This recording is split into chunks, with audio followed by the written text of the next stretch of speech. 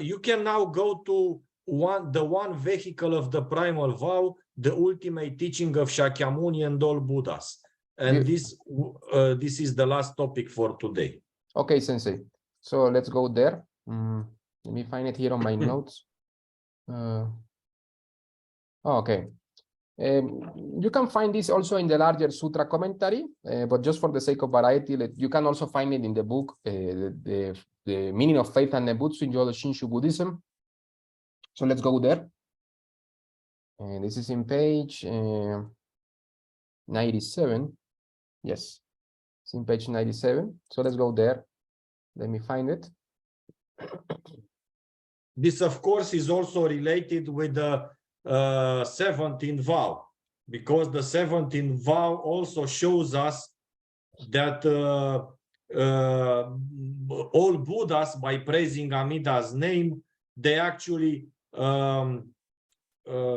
encourage us to entrust to Amida and show to us that the primal vow is the ultimate teaching of all Buddhas. Yes. So let's go to page 97, here in the book, The Meaning of Faith and Nebutsu in Jodo Shinshu Buddhism. Okay. So as Joshua Sensei says here, it is very important to understand that Shinran Shonin did not consider the Primal Vow and the teaching explaining it to be just a path among the many Mahayana methods, but the supreme Buddhist vehicle. Yes. And we explain, and this is very much related, as Joshua Sensei mentioned, to the 17th vow. Yes, because it's not like Shinran says, oh yes, this is one Dharma gate among many. No, you know, all Buddhas are actually praising Amida Buddha's name, and they want us to be born in the Pure Land. Not only that, as Joshua Sensei also explains, and this is also in the sutras, all Buddhas, and the true objective of all Buddhas is to teach the primal vow of Amida Buddha. I also had and the explanation in one of our first videos of what is the purpose of Shakyamuni Buddha in coming to this world.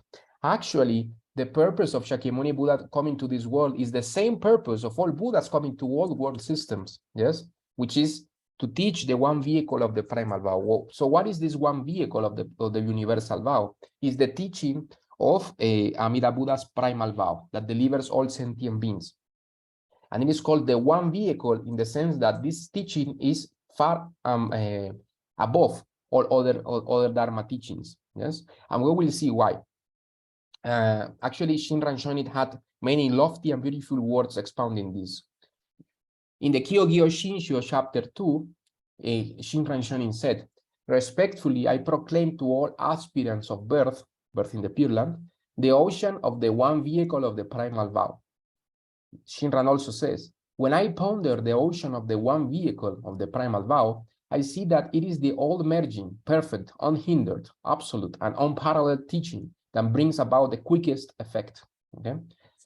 And remember that this is very quick, because indeed, when you entrust yourself to Amida Buddha, in the moment that you attain Shinjin, what can be faster than Shinjin? This is the sudden among the sudden, suddenly, you know, by the power of Amida Buddha. And it can bring a foolish being that even could fall into hell, yes, or to the lower realms, to the Pure Land. What could be more miraculous than this? Yes, and the mechanism of the primal vow is something mysterious for us ordinary sentient beings. Okay, so indeed there is no other teaching that can have this kind of effect. Yes, it doesn't even come close to the primal vow.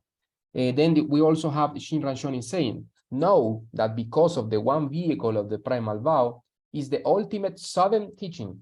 Yeah, suddenly, the teaching of sudden and instantaneous attainment, the perfectly fulfilled teaching, and the consummate teaching. It is the absolute and incomparable teaching, the path of true reality or suchness.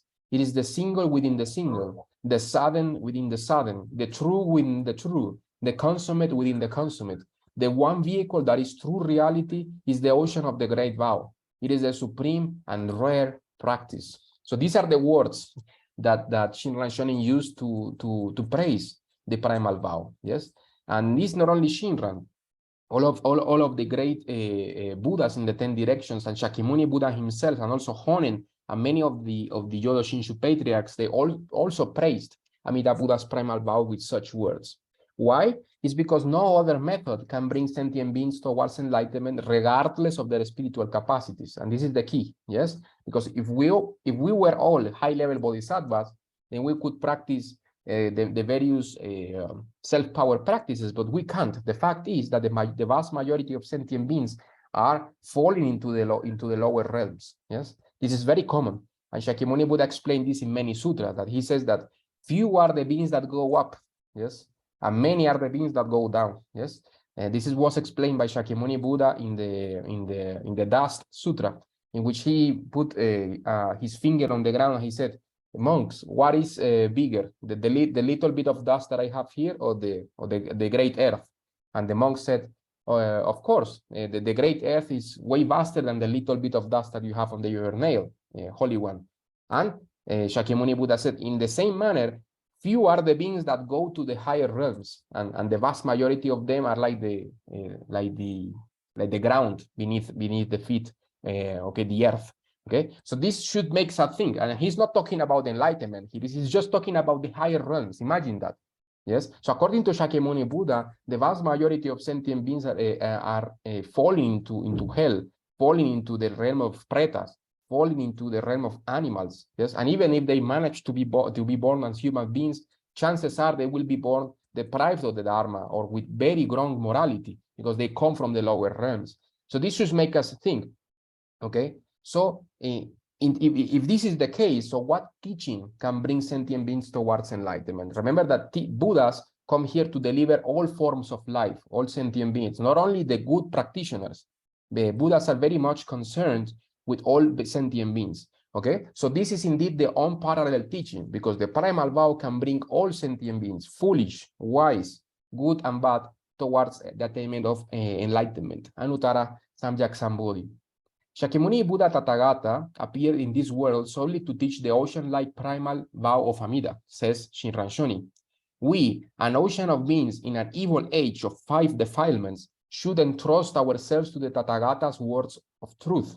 Okay, so not only are we in the last Dharma age, we are also in the kalpa of the 5 turbidities. So remember that when in Buddhist cosmology, when we have a big kalpa, there is a part of the kalpa in which all forms of life begin to decline in terms of lifespan, morality, and splendor. We are now in a declining kalpa, yes, in which things start to deteriorate. There are many disasters.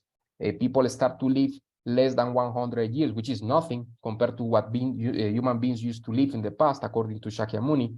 There are many disasters, and people, instead of praising goodness, yes, which at the very least keeps you in the higher realms, they begin to praise perversity.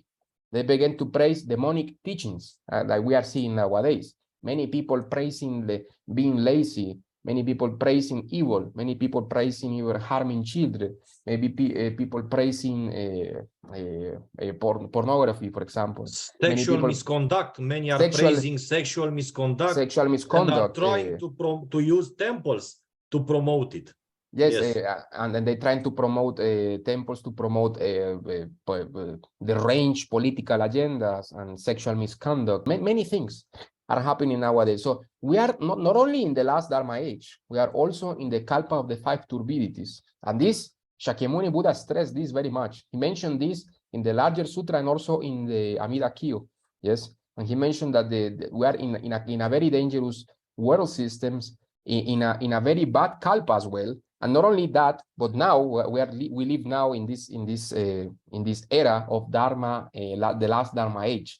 So we have many difficulties nowadays. Okay, so the only teaching that is still effective is that teaching that is not relying and does not rely on our merits of these fallen sentient beings such as ourselves, which cannot even remain in the less dangerous parts of samsara, let alone talk about arahatship, let alone talk about Buddhahood. Yes, so we are very in a dire situation if we don't rely on Amida Buddha. Yes, so let's also read here. So as Shinran Shonin said, I want to repeat this passage because it's very important. We, an ocean of beings in an evil age of the 5 defilements, should entrust ourselves to the Tathagata's words of truth, the Primal Vow. Then Shinran says, truly we know that the crucial matter for which the great sage, Shakyamuni, the word honor one, appeared in this world was to reveal the true benefit of the compassionate vow and to declare it to be the direct teaching of the Tathagatas, of all Buddhas. The essential purport of the purpose, let's say, the essential purport of this great compassion is to teach the immediate attainment of birth in the Pure Land by foolish beings. Thus, looking into the essence of the teachings of the Buddhas, we found that the true and fundamental intent for which all the Tathagatas, past, present, and future, appear in this world is solely to teach the inconceivable vow of Amida. So these are indeed powerful words, and words that are quite true, yes, because all Buddhas praise Amida Buddha's primal vow according to the 17th vow, yes, and the true intent, yes, is not only that they recommended, but the true intent of all Buddhas is to come here and to teach about birth in the Pure Land, yes, because they know for a fact that this is the one method that can save the vast majority of sentient beings. There are a few here, every now and then appears a good practitioner and they can attain Buddhahood on their own. But these are very exceptional cases. And we can see it throughout Buddhist history. And in our Dharma ending age, there is nobody who actually starts from zero and attains enlightenment. Yes, nowadays, the beings that come here and that are actually great practitioners, like for example, I don't know, Garchen Rinpoche or one of these great tulkus that are true tulkus, yes, thankfully. But these guys are not like you and me. They are not ordinary beings. Yes, they are in another life. Yeah, they practice in another life, and many of them are actually considered to be emanations of Buddhas and Bodhisattvas. Yes, so it's not like they are not even great practitioners, but actually Bodhisattvas in disguise, trying to encourage people to keep practicing the Dharma. Yes, they might be. Yes, they might be. We don't know, but this is the case. If somebody can point to you and say that guy attained enlightenment, you have all the reason to say that you don't believe him, or you can say that if he really attained enlightenment, then he was actually enlightened from the start, but he came here just to encourage and to keep on the Buddhist path those who can't yet entrust to Amida Buddha. Yes, this is the case indeed.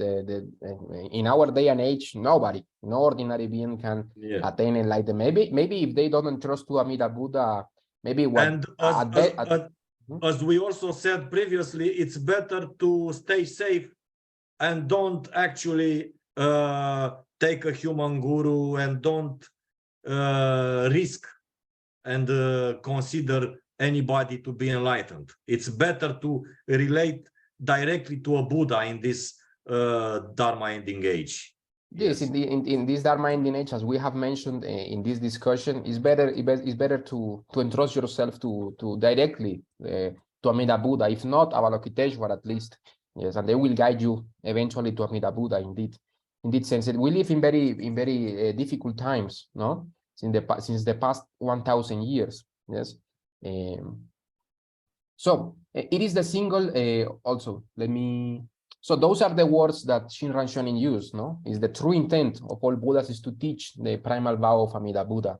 And of course, if you don't have this karmic maturity to listen to the primal vow, then they will teach you other things to keep you busy, at least to create a connection with the Mahayana for future lives. Yes, at least not to fall into the lower realms, or at least to plant the seed of interest in Buddhahood for future lives. And this is also very valuable. However, if you are in a hurry, and you should be in a hurry to attain enlightenment, just entrust yourself to Amida Buddha and that's it.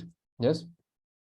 As Jodo Sensei says here, it is the single within the single. The primal vow is the single within the single, the sudden within the sudden, the true within the true, and the consummate within the consummate, because no other Dharma gate or Buddhist path can compare with the primal vow. Yes. It is so important that we should even consider it to be another turning of the wheel of Dharma. Yes. And we will see this at the end of this explanation.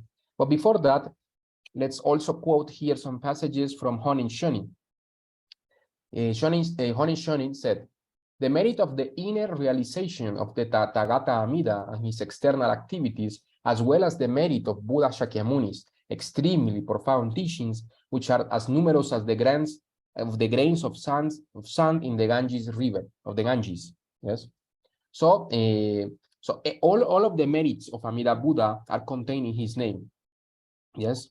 Because all of the merits of the teaching and the meditative practices on the phenomenal aspect of reality and the noumenal principle, the unmatched power of power acquired through meditation and wisdom, the wisdom of inner realization and the merit of external activities, as well as of the virtues and undefiled enlightenment of Tathagata Amida, Bodhisattva Avalokiteshvara, Bodhisattva Mahastamaprapta, Bodhisattva Samantabhadra, Bodhisattva Manjushri, Bodhisattva Kshittigarbha, Nagarjuna, and the Bodhisattvas and Sravakas of the Pure Land are encompassed in the three characters of the name Amida.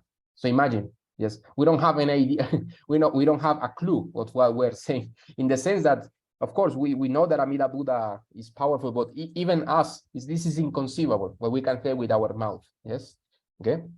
In relation with this, Master Shi Yin said, the name of Amida's Buddhahood is most distinguished as the embodiment of the perfect virtues of myriad practices. Okay, so the name of Amida Buddha is indeed praised by all Buddhas, and it contains the power of all Buddhas and the power of the Dharmakaya.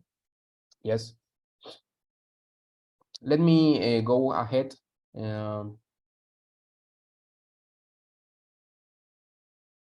It is also explained here in this passage in page 103 that, of course, the larger sutra, yes, is the most important sutra for Jodo Shinshu Buddhism, because the heart of the larger sutra is the exposition of the primal vow. Yes, it is the one sutra that has at its heart the primal vow. So naturally, as followers of the primal vow, the larger sutra is for us keen. Okay.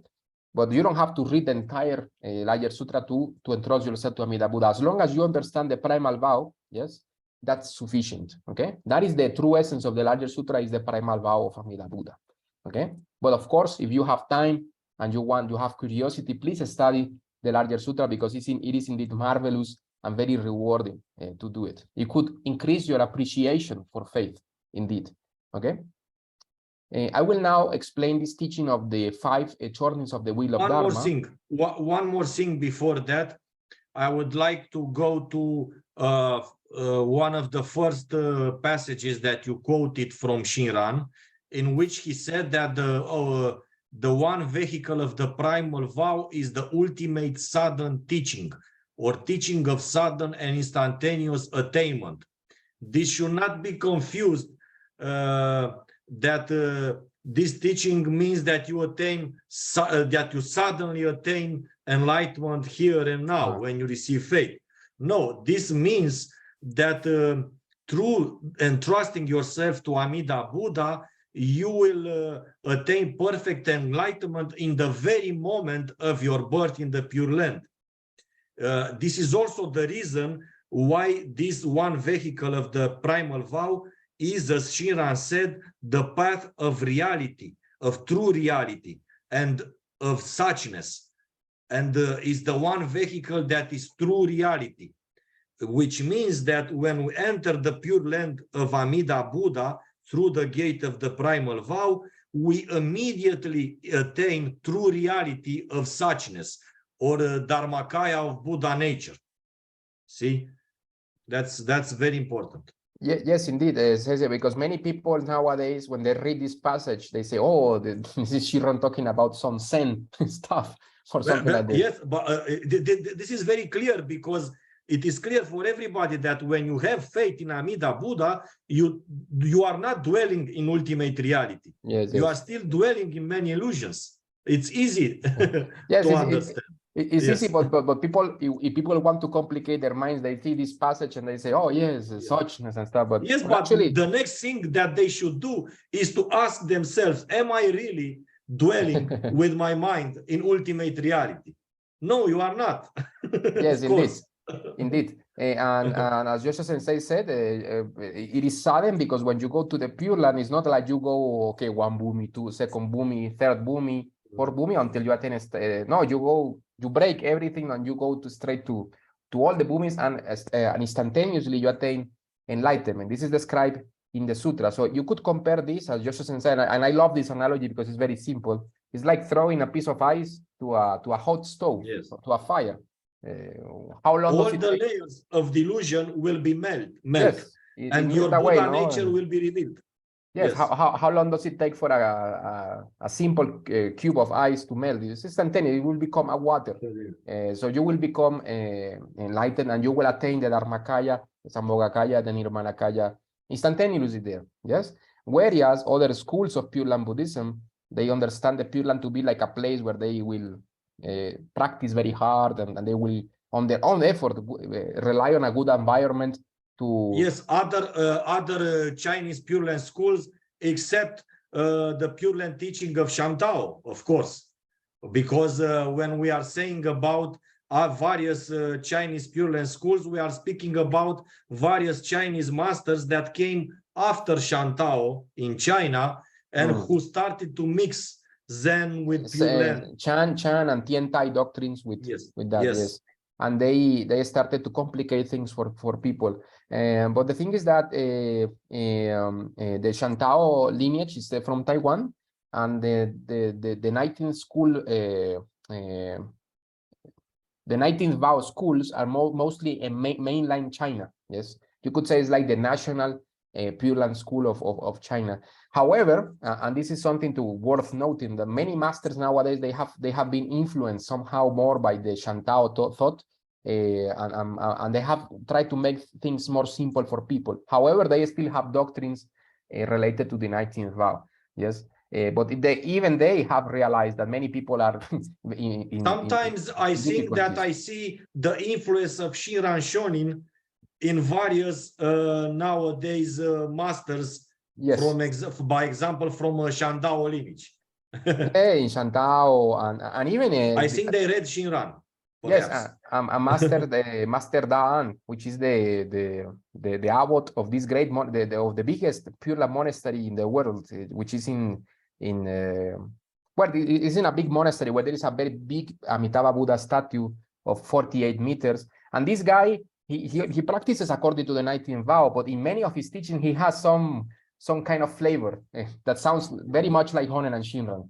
Because I think it's because they realize that people, they don't have time nowadays to do many things. So they just focus on the Nembutsu, Nienfu. It sounds very much similar to Honen, but of course they have many mixed doctrines, no? Still. But it's good to know that they are simplifying things for people. At least I think it's more effective. Even perhaps there are steps. They are making steps, slower steps toward admitting that actually everything related to birth in the Pure Land is done exclusively through Amida's power. Yes. And there is no trace of self-power within Amida's power. Yes. I remember when I sent a video that I had translated of this master when I used to be part of the school to Daigan, and Daigan said, "Oh, but this sounds like Shinran. These guys are copying Shinran." I thought, I don't know, maybe, you know. Let's hope they will do that. Hopefully. Yes, they will realize that people they have no time for complex practices. Okay, so please go to the. Yes, I will go now to the turnings, and we will finish this topic for today. Indeed. So let's go to page. This is still in the same book, The Meaning of Faith and Nembutsu, page 105. 105. So here, Joshua Sensei does a summary, a brief summary of all the Buddhist teachings that can be summarized in 5 turnings. Yes, the 5th being the Primal Vow of Amida Buddha, but the 4 previous ones are self-power teachings. So we will examine that. So the first turning of the wheel of Dharma happened when Shakyamuni Buddha taught the 4 Noble Truths and other elements found in some of his early discourses. Yes, like for example the Pali Canon. This is teachings for arahats, for beings who want to attain not enlightenment but arahatship. Yes, which is not enlightenment, not the Mahayana enlightenment, but only being free from birth and death. This is mainly concerned with abandoning negative actions of the body, speech, and mind, and is considered to be the Hinayana vehicle, or the smaller vehicle, because it aims only at self-purification and self-liberation. They have no concern for returning to samsara to save sentient beings, okay? So this is individual liberation, but remember that arahats have not discovered Buddha nature. They have only purified the 3 poisons, but they still haven't discovered the the Buddha nature. Okay, they only have escaped samsara on an individual level, so they have still a long way to go to attain a Buddhahood. Then the second turning of the wheel of Dharma emphasizes emptiness of self and phenomena, as explained in the Prajnaparamita Sutras. So in the Prajnaparamita Sutras, they very much stress the concept of the emptiness and the interrelationship of all phenomena, and as well as the compassion that naturally arises from this understanding of true understanding of emptiness. No? Then the third is the wheel of Dharma that stresses the Tathagata Sutras, the sutras which talk about directly about Buddha nature, which are, for example, the Mahaparinirvana Sutra, the Avatamsaka Sutra, the Lankavatara Sutra, and many others. Yes, where Shakyamuni Buddha explained that all sentient beings have Buddha nature, the Tathagata doctrine. Yes, and one more thing, this type of sutras that explain that all beings have Buddha nature and the potential to become Buddhas. This is a teaching that is to be found in all schools, like, for example, also including in many Mahayana schools, and also in our Jodo Shinshu school. Yes. And Shinran Shonin agreed with this teaching. Shinran Shonin also quoted a lot from Nirvana Sutra and from these sutras, and he said he adhered to this idea, very important doctrine, that all beings have Buddha nature, and that we will, of course, discover it in the Pure Land. So yes, this is a general teaching explaining the ultimate. Yes, yes, indeed, since all the Mahayana schools share in common our belief in that all Buddhas, all sentient beings are Buddhas at heart, Buddhas to be discovered, let's say. And this is what unites us, our brothers and sisters in the Mahayana. Yes, this is something that the Hinayana doesn't have. Yes, but we as Mahayana Buddhists, we do have this doctrine of the Tathagata, and we have quoted this many times. But if you want to understand more about Buddha nature, Yosho Sensei has a marvelous book called Simple Teachings on Emptiness and Buddha Nature. And it's a very good book because it has many passages. It's like a mini library, you could call it, of many things. So, yes, so this third turning of the wheel of Dharma, which speaks about Tathagata Garba doctrine, we can see it as a general turning of the wheel of Dharma related to the ultimate. It's not actually a thing belonging to the self-power or other power. It's just explaining the ultimate reality. Ultimate reality, yes. Then there is the fourth turning of the wheel of Dharma, which is the Vajrayana or esoteric schools, or the tantric schools. And the most famous nowadays is the tantric schools of Tibet, which are not the only ones. You also have the Tantra of Shingon in Japan. Also, you have tantric schools in Mongolia. And also there was Tendai also has esoteric practices in Japan. Which used to be Chinese as well, because Tendai came from Tiantai from China. But the most famous one nowadays is from Tibet, yes, the tantric schools. Okay, so these tantric schools, the fourth turning of the wheel of Dharma, is referred by Vajrayana or esoteric schools as tantric teachings. The Vajrayana considers the previous three turnings of the wheel of Dharma as belonging to the Sutra, or the Sutrayana, as they call it. In comparison with them, the Tantras contain esoteric, like secret practices which supposedly can help very advanced practitioners to attain Buddhahood in this present body. We cannot separate Vajrayana vehicle of the Tantras from Mahayana, because the aspiration to become a Buddha for all beings, as well as the main teachings on Buddha nature and emptiness, are also present in the Vajrayana. So the Vajrayana is actually part of the Mahayana in a way. It's like a Mahayana focus on attaining enlightenment as well, but through more, I would say, more risky ways, or more complex ways, through Tantra, yes, through the control of some energies, visualizations, and some secret practices transmitted from guru to disciple, you could call it. Okay, so these are the four turnings. But the fifth turning of the wheel of Dharma, and I found this teaching to be quite profound, because the Primal Vow is so different to the other teachings of the Mahayana, that it deserves another to be called another turning of the wheel of Dharma. Okay, so in the light of the previous explanation, we can safely say that there was another and more important turning of the wheel of Dharma, as Yosho Sensei says here in page 107. He says, I'm sorry. There was another, a more important churning of the wheel of Dharma, the teaching offered by Shakyamuni in the larger sutra, in which he told the history of Amida Buddha and his way of indiscriminative salvation of all sentient beings, the primal vow of Amida Buddha.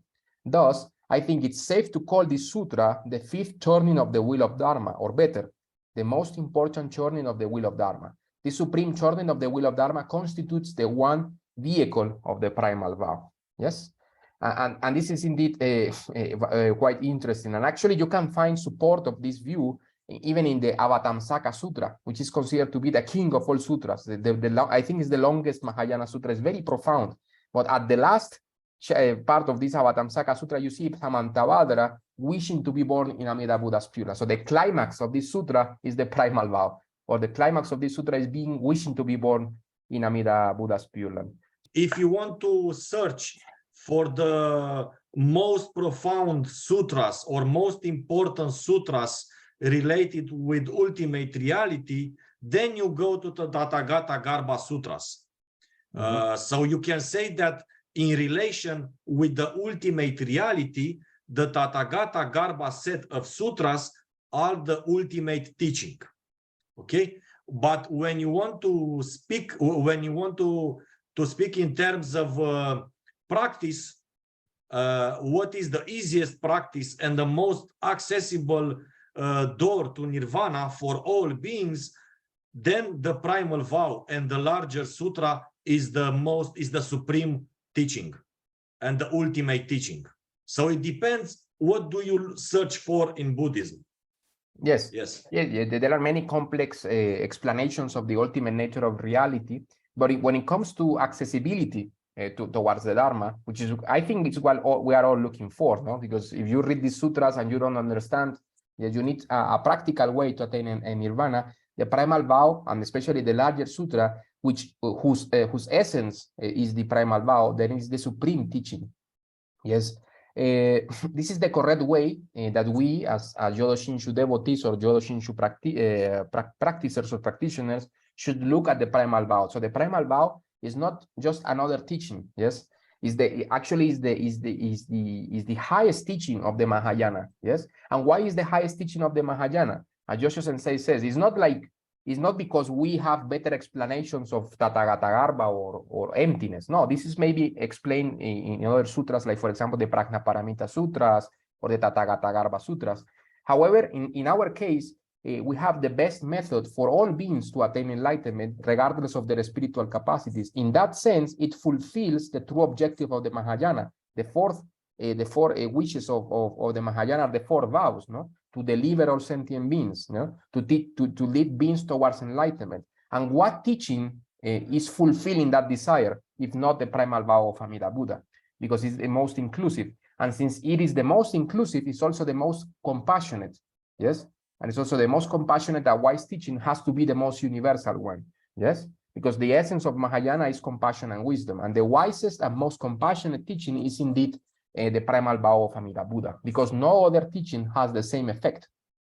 Okay, and this is clearly explained by Shinran Shonin. So we can go now to page 108, and this is explained something that I tried to quote, but I had forgot the words. It says here, there are two forms of relevance. So the two forms of relevance are, first, limited relevance. Second, universal relevance. So the Pure Land is the teaching of universal relevance. Okay. So why is limited relevance? Because the other Dharma doors can only save a very limited amount of sentient beings, a very elite, you could call it, of practitioners. Whereas the true Pure Land teaching, Jodo Shinshu, can take all beings towards enlightenment on a basis of equality. Yes, the primal vow doesn't ask anything of you. No initiation, no empowerment, no puja, nothing secret, no precepts, no meditation qualities, no samayas, nothing. Yes, everything is provided by Amida Buddha as long as you fulfill the three requirements of the primal vow, which is simply to entrust yourself to Amida Buddha, say his name, and have faith in him. Yes, as long as you do this, then you are guaranteed of attaining enlightenment through the power of Amida Buddha. Okay.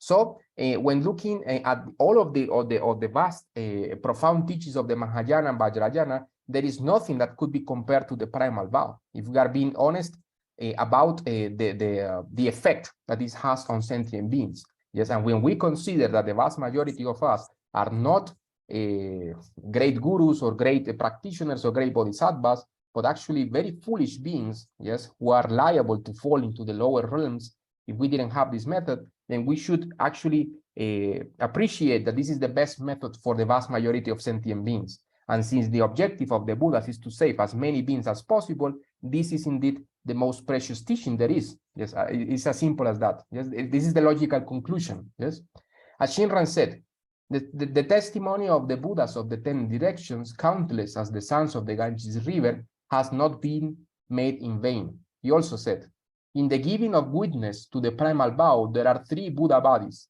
The witness of Dharma body, ultimate Dharmakaya, the larger sutra states, from the sky, a voice declared in praise, you shall decidedly and without fail attain the supreme enlightenment.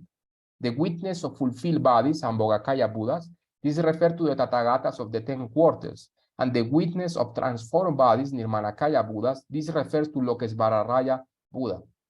Okay, so actually when Dharmakara was about to engage in the practices to fulfill his Pure Land, he had the confirmation of the 3 Buddha bodies, of the Dharmakaya itself, of Sambhogakaya bodies, of all the Buddhas in their Pure Lands in the 10 directions, and from a Nirmanakaya Buddha, which was a Lokesvararaya Buddha. Okay, so all of the 3 bodies, the Dharmakaya, Sambhogakaya, and Nirmanakaya, testified that Dharmakara Bodhisattva would be indeed successful, and he would attain Anuttara Samyak Sambodhi, which he has. 10 kalpas ago, Amida Buddha became Amida Buddha. Dharmakara Bodhisattva became Amida Buddha. To have such a powerful aspiration and such a honest aspiration that everything resonates, everything answers like an echo, you know. Yes, that's beyond our imagination. Yes, it's something that we will understand when we are Buddhas ourselves. So, yes. So for now, I am happy to know that I will go to the Pure Land. Yes. So I only wanted to end because we have said pretty much all that we needed to say. Then Shinran Shonin says here on page 114 in the book of the Meaning of Faith and the Butsu, he said the selected primal vow is the true essence of the Pure Land way. The true essence of the Pure Land way is the consummation of the Mahayana Buddhism. Yes. So is the consummate teaching among consummate teachings, the sudden teaching among sudden teachings. Okay, so the primal vow is actually the consummation of Mahayana Buddhism. These are big words. Yes. Okay, so the consummation means that there is no higher teaching than this in Mahayana Buddhism because it fulfills the wishes of the Mahayana, which is to save all beings on the basis of equality. And no other teaching can say the same thing. Not even Vajrayana Buddhism. Because Vajrayana, yes, if you practice Vajrayana like Milarepa did, yes, you can become a Buddha in one lifetime. But who can do this in this day and age? Very few people can do this. Nobody in this last Dharma age. Maybe 1,000 years ago, maybe a few high level bodhisattvas did it. But nowadays it's crazy. Yes, if you ask an honest practitioner nowadays if they think they will attain an Uttara Samyak Sambodhi in this life, they will laugh. Yes, if they are honest with themselves. Yes, most of them will do. Yes, they will say, no, maybe I will try to be born in Tara, Pure Land, or Amida Buddha's Pure Land, or Medicine Master Buddha to keep practicing. Yes, this is the mentality of most honest Mahayana and Vajrayana practitioners. Okay, and to end this, we have the last quote here from Master Shantao. Yes, quoted by Shinran Shonin in his Jodo Shinshu in chapter 6. He says, although the various Dharma gates all lead to liberation, none of them surpasses birth in the Western Pure Land through the Nembutsu. No other Dharma gate can be compared to Amida Buddha's primal vow. And I think all Dharma gates, I mean, if you go to a Zen dojo or to a Vajrayana school, they will always say that their method is the best. If you have the karmic affinities with this school, then all Buddhas will support. Yes, as Joshua Sensei says, they all will support your practice if you are sincere. Okay, but the thing is that nowadays these teachings are not as effective as the primal vow because we don't have any other option. It's not like we are advanced bodhisattvas where we can say, oh, I can go to enlightenment through another method.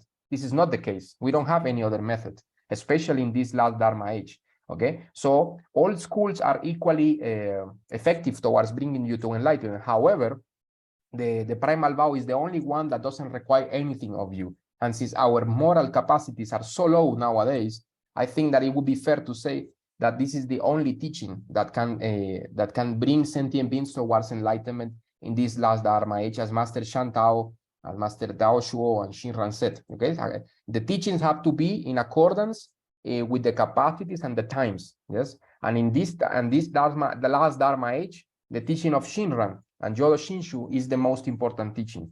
Okay. Yes. Okay. I don't know, maybe Yoshin or Hosan have something to add, or Yosho Sensei. Yes, I agree exactly with what she said. It's like I look back on all my Buddhist practices from the past.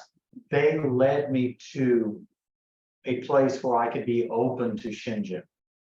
And I think there is a place for these different schools of Buddhism.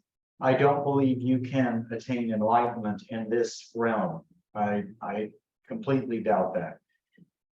But these expedient means, these other schools that rely on other Buddhas and other forms of meditation, there's just something that locks you into the Buddhist mindset, if that makes any sense. And once you are in that mindset, I believe, looking at my own life, Shakyamuni and then later Amida led me to a place where I would be open to Shinja. It has a lot to do with the healing and ripening of your karma, not only from the past, but in this life. And that's my take on that.